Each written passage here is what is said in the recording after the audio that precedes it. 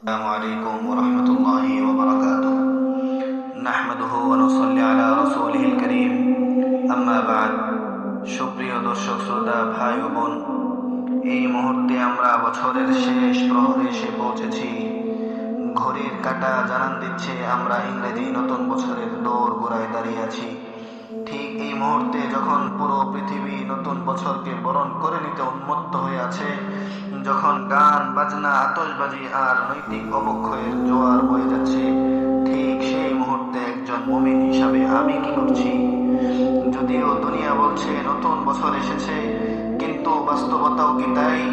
ক্যালেন্ডারের পাতা পরিবর্তন মানেই তো আমি কবরের আরো 1 বছর নিকটবর্তী হলাম, দুনিয়া থেকে 1 বছর দূরে সরে গেলাম, মৃত্যুর আরো কাছে চলে এলাম, আমার জিন্দেগি থেকে 1টি বছর চিরতরে হারিয়ে ফেললাম।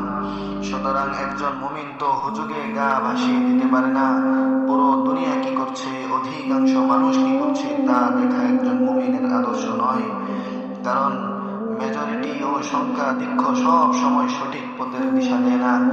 যদি তাই দিত, তবে পবিত্র কোরআনে ইরশাদ যেমন হতো না, ওয়াইন তুতি আকসারা মান ফিল আরদি ইউযিল্লুকা আন সাবিলিল্লাহ, আপনি যদি জমিনের অধিকাংশ লোকের অনুসরণ করেন, তবে তারা আপনাকে আল্লাহর পথ থেকে বিচ্যুত করে দিবে। অতএব পুরা দুনিয়া কি করছে, সমাজ কোন দিকে যাচ্ছে বড় কথা নয়, বরং কোরআন ও হাদিস আমাকে কি বলছে, রাসূল ও তার সাহাবী আমাকে কি শিখিয়েছে, সেটাই হলো আসল বিষয়। হযরত আব্দুল্লাহ ইবনে হিশাম থেকে বর্ণিত, যখনই কোনো নতুন বছর শুরু হতো, সাহাবায়ে কেরাম বিশেষ একটি দোয়া এমনভাবে শিখতেন যেভাবে কোরআনের সূরা সমূহ শিখতেন। দোয়াটি হচ্ছে, আল্লাহুম্মা আদখিলহু আলাইনা বিল আমনি ওয়াল ঈমান ওয়াস সালামাতি ওয়াল ইসলাম ওয়া জিওয়ারিন মিনাশ শাইতান ওয়া রিজওয়ানিন মিনার রহমান।